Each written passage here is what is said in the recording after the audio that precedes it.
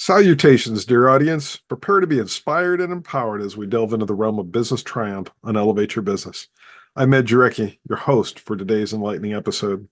Thank you for being a part of this enriching experience. Our show is dedicated to enlightening and equipping business owners, professionals, and aspiring entrepreneurs like you with essential knowledge and insights from experts who have achieved success in their life and business. Today's guest exemplifies this mission. So make yourself comfortable, unwind, and let's extend a hearty greeting to our incredible guest today, Russell Disberger. Russell is the CEO of Aspen Business Group, LLC, where he and his team helps clients from strategic planning to goal execution, helping them with diagnosis of their company's strengths, developmental and organizational needs, and others that will help them reach their goals. As Russell joins us on the show, he'll shed light on what success means to him personally and how his definition has evolved over time, as well as one or two of his top challenges and the lessons learned associated with them. And finally, we'll explore how Russell has leveraged innovation in his business and other work to overcome challenges and achieve his goals. So join me in welcoming Russell as we embark on another incredible episode of Elevate Your Business. Without further ado, welcome to the show, Russell. How are you doing today? I'm doing well, and thank you for having me, Ed. It is absolutely my pleasure and my honor. You have an incredibly rich experience. And so to start with, could you share a little bit more about yourself and your business? Sure. I mean, when somebody asks you that question, especially in an interview, it's always fun to watch how people ramble or how concise they get. But I've had the privilege at a very young age to work as a family business through things of custom harvesting, running hotels, restaurants. But I never got paid for any of that. So when I started college, I actually started 3 companies to pay my way through college. Wow. From there, I went to work buying and selling financial paper. And then from there, I had all this background in entrepreneurial. I started working for a consulting firm, which actually helped me stumble into what I do today, which is consulting. And so I've worked with over 3,000 organizations. I've been a venture capitalist, and I've had an enormous amount of fun time working with companies and helping them scale and overcoming their obstacles. So I've seen and done and experienced more things than most people could imagine. That's outstanding. And so for our first question, based on what you just said and alluded to, what's your definition of success today? Well, success today is achieving inner peace in a sense of creating an intentional life. So that has evolved, which is your second part of your question, which is how did it evolve? I used to judge things based on who had the most toys, money, wealth, cars, flash, etc. But as I grew up with my business, I could see that success was easier to obtain. So I had to start making choices to, in a sense, keep my family focused as part of my personal mission. And so as I evolved, I established a personal mission statement that helped me discern the rightness of my direction so that I could achieve that inner peace, that, success as I've defined it. So I've said no to a lot of great money-making opportunities because it would go against what I want out of life. Yeah, that makes a lot of sense. And I share some of those experiences relative to those choices and the pros and the cons associated with that. How did that transition occur from going to that wealth, the toys that you mentioned, to this inner peace? Was it a difficult transition? Well, it's when you start getting slightly overwhelmed and saying yes to too many things. When people feel you can help them execute and you can help solve their problems, it's amazing how they just line up. At one point, I was booked 3 months back before someone could visit with me the first time. And I was still saying yes and scheduling people out. Well, that was making my current clients upset because I wasn't able to adapt or to serve them. So I was basically stacking way too much. And I made the entire business about me, my talents, my success, my vision, everything, which in a sense created my own glass ceiling. And so if I was to actually create that focus on kind of work-life balance, I had to learn how do you scale a business where I'm not doing all the work. And that's really hard when people come to the business because of you. Right. So now you've got to transfer your skills, your knowledge into a brand so that people recognize the brand as the value, not just a person within that brand. That And so makes that was hard. It was tough to not feel, because there's an adrenaline rush when people line up and they say, "Hey, I want to talk to you." Yeah, I'd love to help you. And now I take it to a junior consultant and say, "Can you handle this?" And, there's a leap of faith that you got to have. And ideally, you've trained and hired correctly. That's how you scale. yeah, that makes a lot of sense.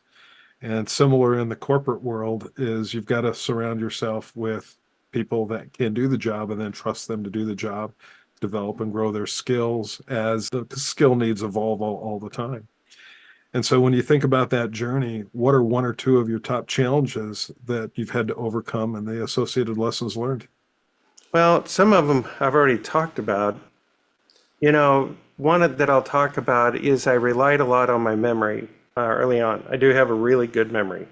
I can recall conversations that I had with someone 10 years ago. And if you were to pick up, I could almost start where we last left off. But the problem is that's not scalable. There's no notes, there's no documentation except for maybe some scratches that I would put in my OneNote system. But what I have to do in everything I have to do is I have to document things enough so that if I was to pass or one of my other consultants were to take on the client where I left off, I had to have enough documentation, which was more of the challenge. When you're good at winging it, which a lot of entrepreneurs are, they shoot from the hip and they can just, knock it out of the park. But that's not going to be successful or typically get you to where you can focus on a good quality of life. That's going to just ensure that you're a technician working in the business. And I want to go from in the business to on the business.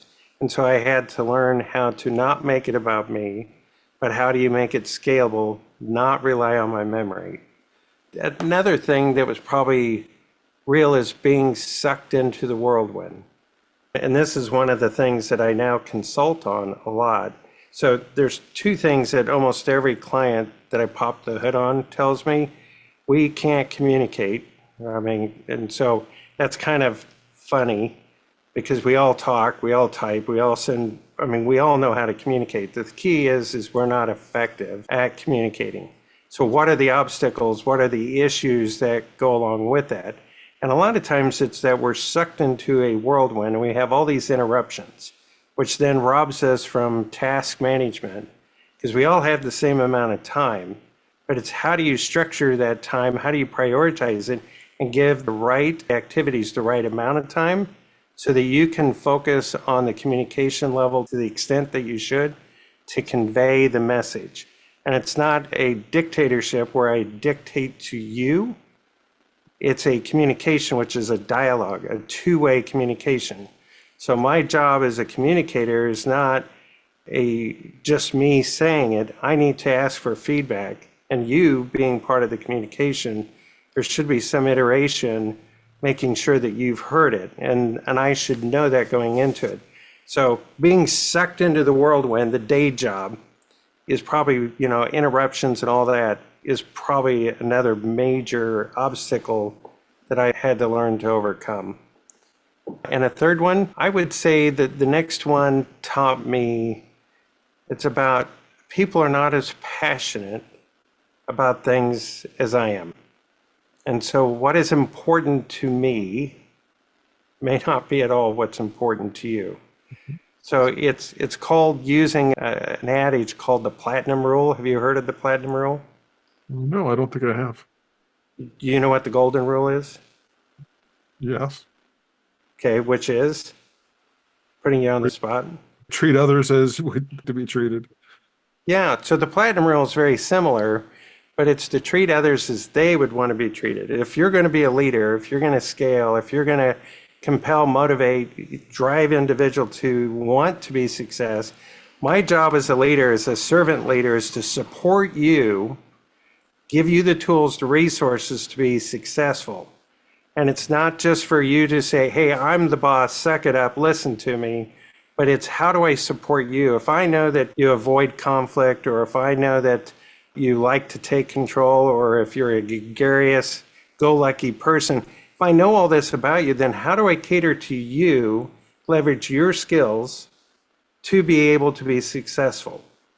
That requires more thought and talent on the leader to effectively do that than most people that I've worked with get into. So finding people to be as passionate about all this as I am is rare. And it's like, if I was to ask you, what are some of the best leaders that you've ever dealt with that you look up to? What would be 3 that you would have?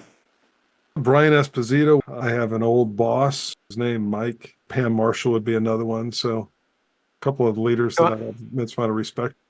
So I've done large workshops, and sometimes people might list their parents, an old school teacher, an old boss, but it's a limited list considering all of the interactions that we deal with.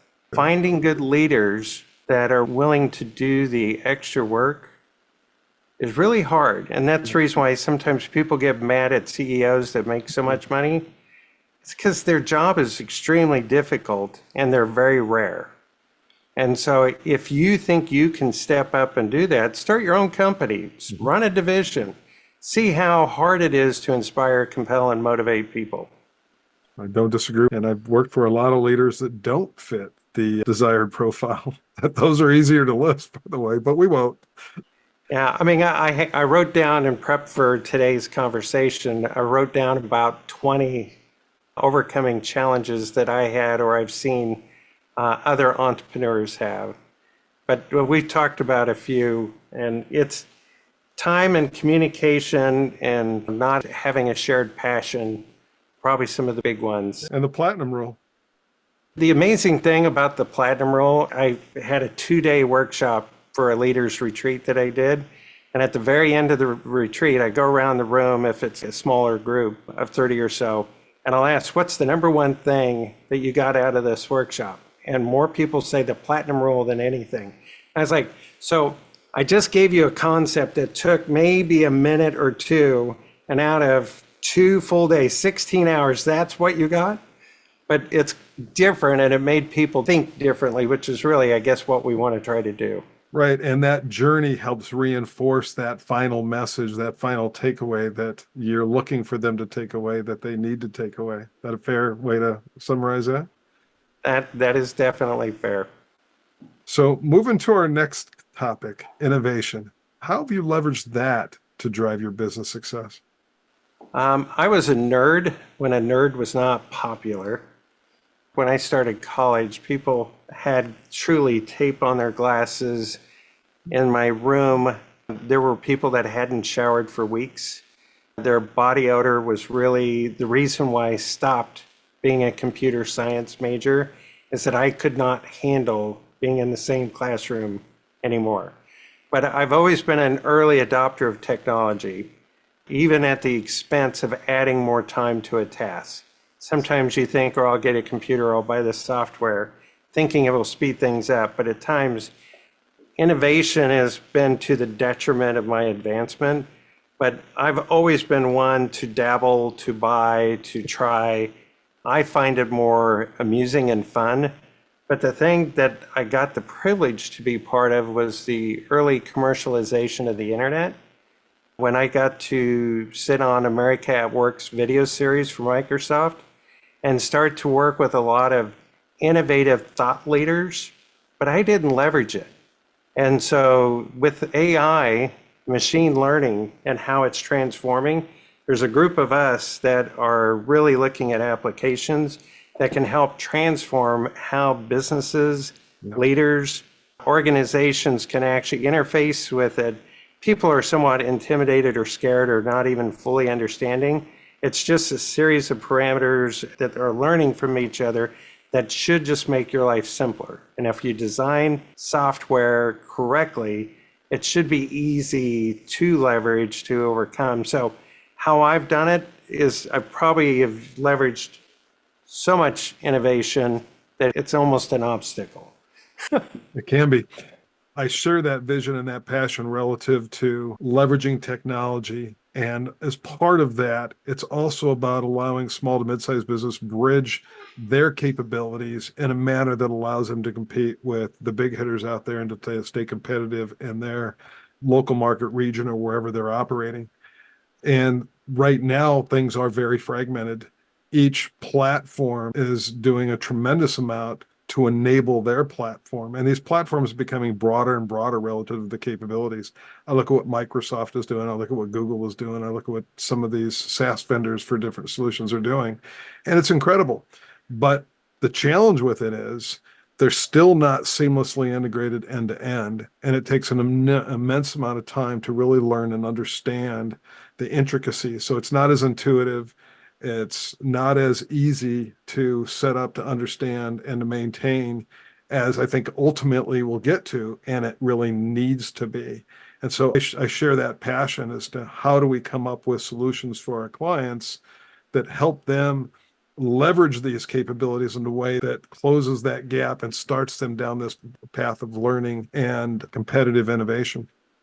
Well, as you were talking, you made me think of the book Paradigms by Joel Barker from the 80s, where he talked about paradigms, a different viewpoint, a different perspective, especially when establishing a vision. But he talked about really where opportunity, the best opportunities out there is the convergence of two different industries that have really never worked together to come up with something new. And between the API hooks within artificial intelligence and how you can integrate that into businesses, how you can tie industries together, supply chains and logistics. I mean, if people aren't leveraging this concept today, they need to do it tomorrow. Yeah. This isn't something that will wait till next year, because this is a curve that's going to be much more of a rocket shooting off than a hockey stick.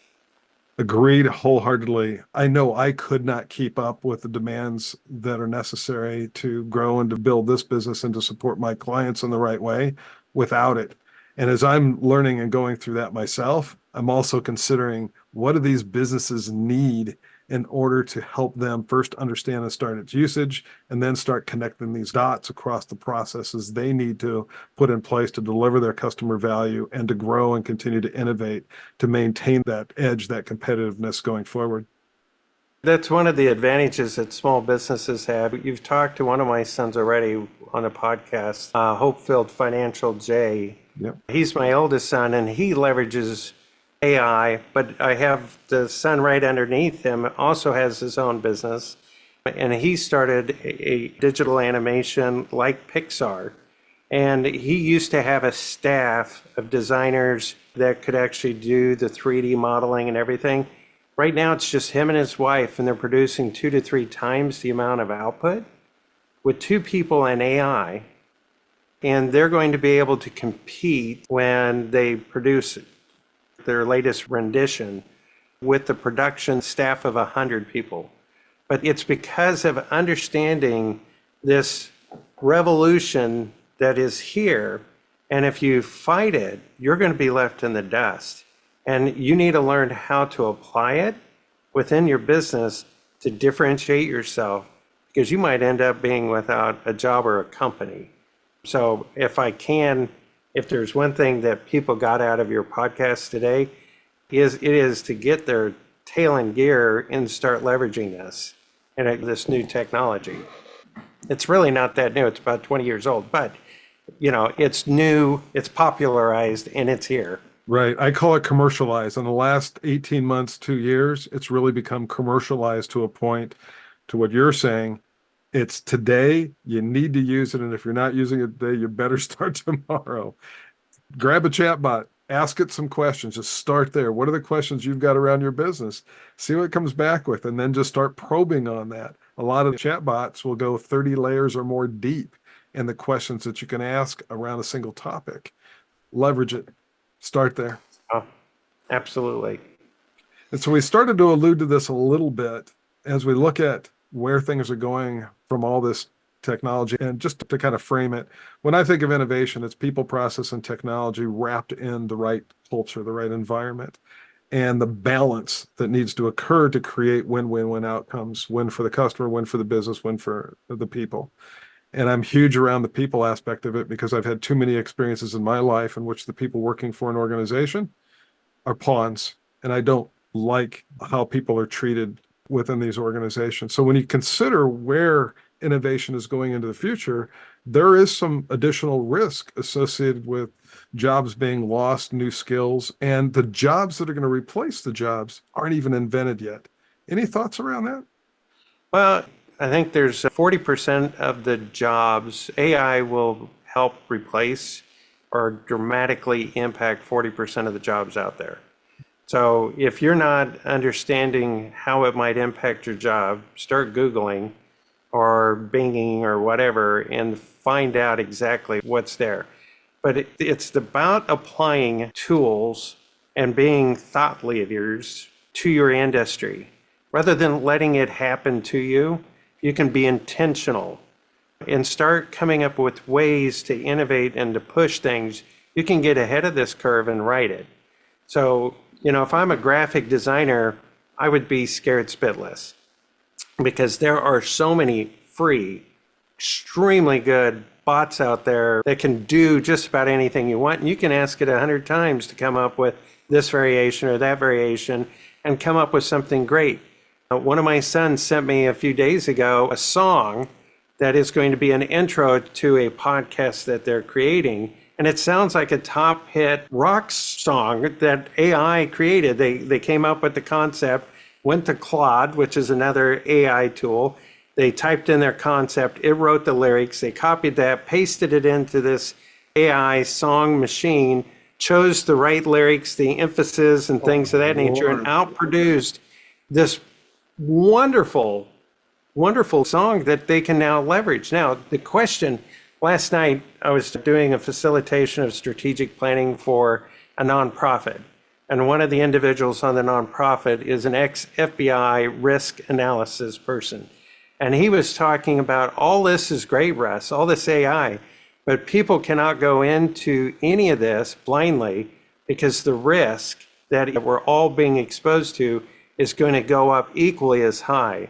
It used to be that we were concerned about the prince of Nigeria or whatever, wanting to get $200 billion out of the country.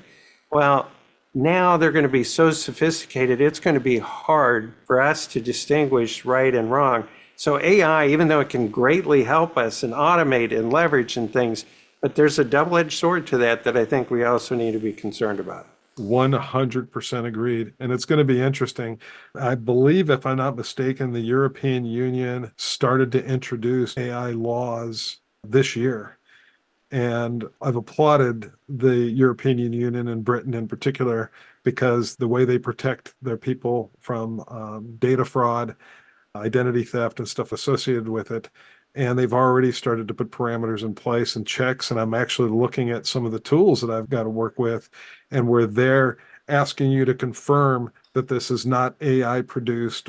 So this is going to be an interesting period where what does a framework look like to manage usage and to manage those who have not used these AI tools properly? Any thoughts on that? You're right. We need to regulate, and I'm not one for a lot of government, but when you can create an image of yourself or anybody you want doing something that is massively illegal and spread it instantly on the internet, and there are people that are going to want to believe what they want to believe, and it can totally destroy things. So yes, for those that are willing to abide by the laws, we need to add that framework. But what concerns me most is there are people that are criminals, people that are out to scam and to ruin people's lives. They don't follow laws. They've never followed laws. We can regulate, we can legislate, we can do whatever. It's not going to stop them. It's already illegal to do what they're doing. So for them to think this is going to slow it down, now maybe we can use AI to combat AI. I don't know. But we're going to have to think differently. The old Apple, when the Mac came out, think differently campaign. This needs to be how all of us needs to look at this situation. It's good and bad. So yes, I agree with you. But again, I have this fear, especially after talking to this ex-FBI guy last night. You know, what's interesting about that, a quick story. Back in, I think it was 2000, it was right around 2000, we got hit with identity theft. And at that particular point, this was a very new concept for the government. The FBI did not know how to deal with it. I was actually watching an FBI show, and I still have the series bookmarked. And there was a specific episode that talked about how the government didn't realize how big of an issue this was, didn't realize just how much people were stealing, and had to figure out the process. And they actually captured one person, and that person exposed them to everything that was going. And that's how they started actually dealing with cybercrime. And I absolutely agree with you. I don't like heavy government. I do think it's a start in at least defining the parameters of the law. But I also have zero idea on how this is going to be managed into the future, simply because this is such a, I mean, these AI tools are emulating humans at a much faster rate and much more completely than anyone ever expected. I mean, I have Llama on my computer, which is a meta-based AI that I can download and host it on my machine and create my own bots and my own things without anybody else. So they can legislate, they can do a lot, but there's so much freeware out there that individuals with any sort of creativity or computer background can actually be applying this stuff to do great things or not so great things. And this is the part that, how do you, I think the mouse is already out of the trap and everyone's running amok. And I think it's going to get very crazy before we figure it out, if we figure it out. I think really it's going to end up being on each individual to be ultra on guard to make sure that they understand if this is real or not. I mean, there's a whole movie coming out in China that was 100% AI generated. No real characters, no real voices, 100% of it AI generated. And so if you're looking at what they're able to do and produce, and so you, as this is entertainment, think of it if I wanted to be evil. Right, exactly. And so the old adage of trust and verify may have to get reversed a little bit, and verify then trust. That's right. That's a good way of putting it. I like that. I like that a lot. Do you mind if I use that? No, please, please do. And so, final takeaway, you've had just a tremendous number of golden nuggets from our conversation today. Anything you would like to emphasize for our audience? Well, I mean, there's a lot of things that people have a fear in scaling their own business. Most of what I find is the bottleneck is your mindset.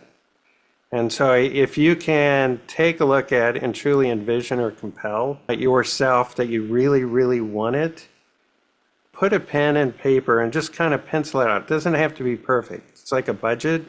I've never seen anyone do a budget perfect. The day it's published, it's wrong. The day your strategic plan is published, it's wrong. But the key is it helps you formalize or crystallize your ideas. But build the team around you. Don't make it about you. Make it about the team that's scalable. And then building that support structure with your advisors around you are absolutely critical. Absolutely critical, because it's the team, it's the people that will make you successful. It's not you. I think You will be the inspiration, but it's you got to build the team. If not, you become the bottleneck. wonderful message. Great reinforcement. Any final thoughts? This has been fun. It will be interesting to see if you get any good comments from it. I am sure we will. This has been a lot of fun. I want to thank you all for joining us today, and a special thank you to our phenomenal guest, Russell Disberger, for sharing his insights, his experiences, and his success tactics with us. We hope that this conversation has left you inspired and motivated to embrace the challenges of entrepreneurship with vigor, innovation, and adaptability. Remember, success comes in many forms, and it's essential to define it for yourself. Take the lessons shared by Russell to heart as you navigate your own entrepreneurial journey. Embrace change, seek out opportunities for growth, and always be willing to adapt to the ever-evolving landscape of business. Thank you once again to our incredible guest speaker, Russell Disberger, and thank you all for tuning in. We look forward to seeing you next time as we continue exploring the stories behind incredible entrepreneurs. Stay resilient and stay innovative. Have a wonderful day, everybody.